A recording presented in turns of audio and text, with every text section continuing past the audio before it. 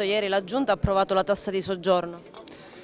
È una tassa che si rivolge a che cosa? A garantire il potenziamento dei servizi turistici, cioè soldi che arrivano da chi pernotta in città e non è residente, quindi dal turista, e che vanno alla filiera turistica, vanno a potenziare i servizi per gli albergatori, per i ristoratori, per fare riqualificazione urbana.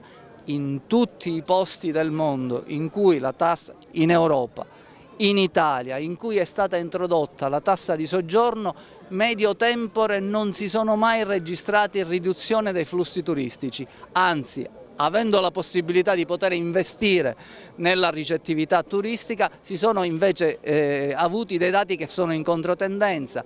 Quindi la tassa di soggiorno non incide sugli agrigentini, non incide sui flussi turistici, ma valorizza i flussi turistici e valorizza la città. Si è aperto un capitolo di polemiche contro l'amministrazione, su quanto costa, su un capitolo spostato dalle riunioni, dalle commissioni all'amministrazione. Quanto costa la Giunta e quanto invece si sta risparmiando? Allora, la Giunta ha il costo che è previsto dalla legge dello Stato, nessuno ha il potere, per fortuna, per grazia di Dio, di aumentarsi i compensi. Altro tema è qui, il tema si riferisce a un nostro assessore, così siamo molto chiari e lo diciamo, e si riferisce a Beniamino Biondi. Quando ci sono state le ultime elezioni, nelle mie due liste civiche, io ho avuto alcuni che propendevano per la rinuncia tassativa al gettone, sia di commissione sia di consigliere comunale.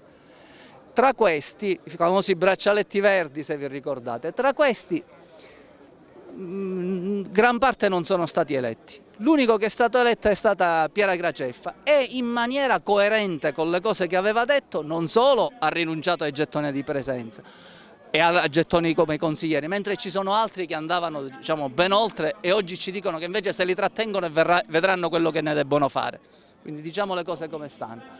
Ma la Graceffa ha anche messo di tasca propria e ha fatto questa operazione qui stamattina a Piazza Cavour. Il resto dei nostri hanno detto una cosa diversa. Noi siamo per commissioni che stiano dentro quello che prevede la legge. I nostri cioè dicono: noi non vorremmo fare commissioni che si occupano di materie che spettano per esempio all'amministrazione comunale, perché è contra legem. Noi non vorremmo fare commissioni tanto per farle, che è un altro tenore di cose. Allora qui non ragioniamo per opposti, non confondiamoci. Biondi percepisce un'indennità che gli prevede la legge, non fa intrallazzi e non ha fatto abusi, quindi la polemica va restituita a quelli che la vogliono tirare innanzi, che è una polemica che certamente gli si ritorcerà inevitabilmente contro. Per non intralciare il traffico non ho completato il giro perché ho capito che rischiavo di